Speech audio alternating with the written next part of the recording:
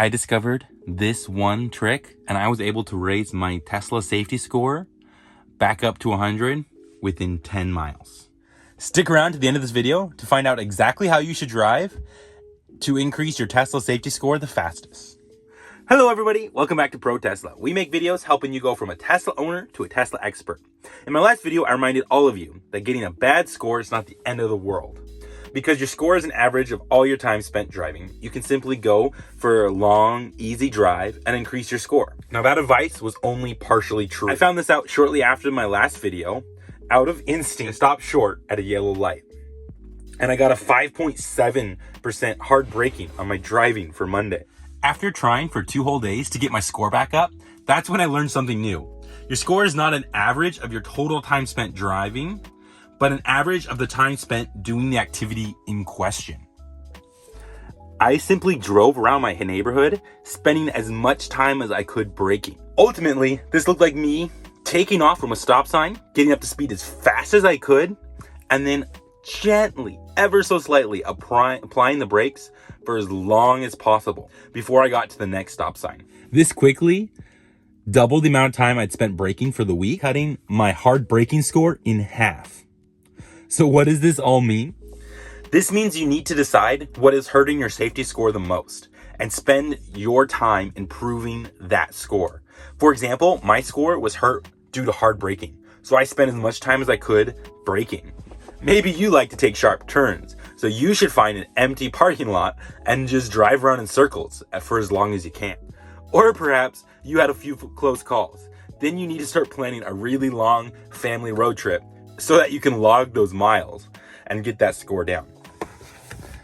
Probably the most tricky score to improve is unsafe following distance.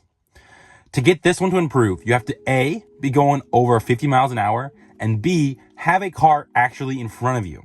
Now this can be tricky because not all cars like to drive at a consistent rate. And you have to be following at some sort of reasonable distance, but not so close that you're actually hurting your score.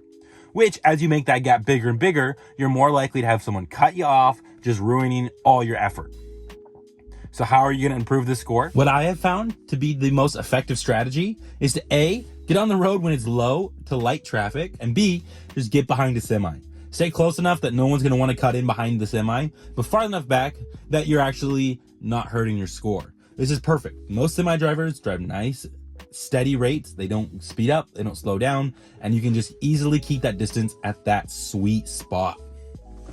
Now, as promised, the best route to get all of this done simultaneously, I think, is probably driving circles on the freeway.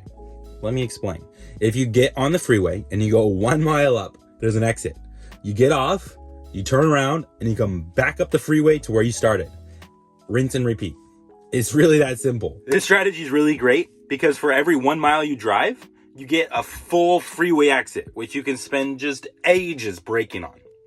2, you're going in circles. So every time you get on and off the freeway, that's 2 turns. 4 turns per circle. So you can spend a good amount of time turning your wheels, fixing that turning problem that you're having. 3, you're actually getting some mileage in.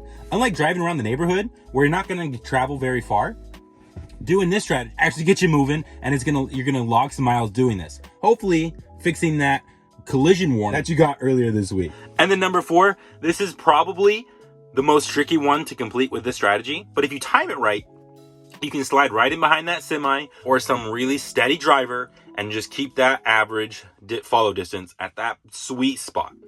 Now, if you're having trouble with that, this is where you phone a friend. You call them up, say, hey, you have troubles with your score, don't you? Sure you do, we all do. So what you're gonna do is you're gonna get on the road together and you can follow each other, keeping that distance exactly perfect. And then when you get your score up, you let your friend get his score up. It's a win-win scenario. If you guys have found any value in this video, please go ahead and like the video down below. It really helps it push out to other people so they can get their score up better.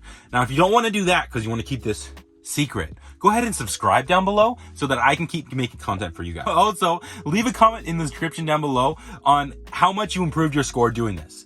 Did it actually help, or did my advice just fall flat? I really want to know. Thank you again for watching, and as always, that's all you need to know.